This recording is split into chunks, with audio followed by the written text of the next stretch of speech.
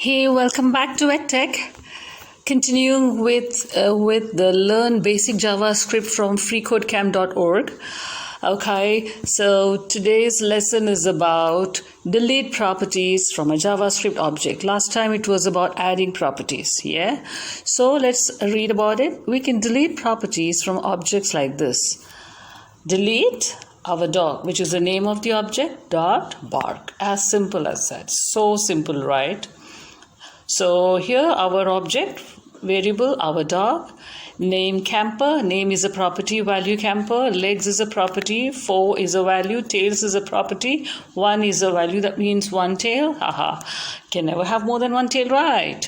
Friends is a property, everything is a value, bark is a property, bow wow is a value, bow wow, yes, that's it, yeah, okay. So how do you delete the property bark? Delete our dog, which is the name of the object, dot bark. It's easier to use the dot notation for this. Though, of course, you can use the bracket, but most of the time the convention is to use the dot notation. So, delete our dog, dot bark. That's it. So, after this, what we find, look at the object again. Yeah, the bark has disappeared because you deleted that property. So, bark is no more, bow wow is no more. Yeah. Okay. So this deletes, so now the task is to delete the tails property from my dog, and you may use either dot or bracket notation, yeah.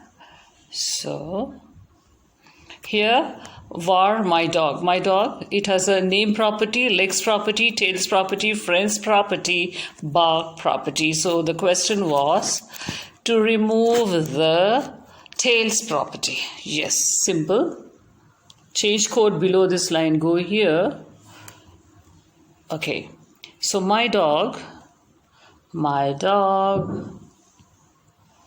dot, sorry, I forgot to write the, delete.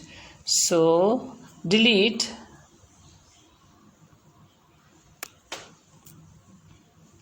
my dog,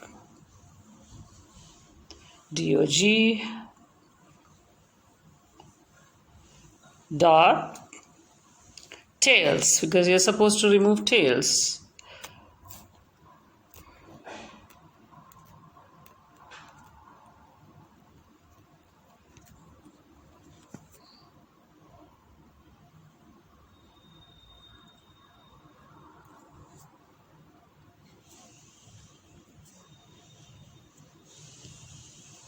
Okay, never mind, my keyboard will jump, that's okay.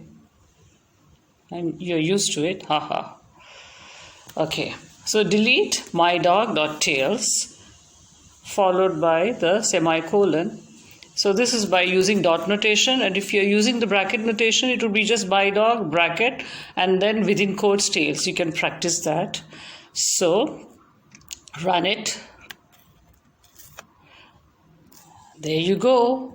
So you pass. So you can try doing that also with the bracket notation, so it will be a practice for you.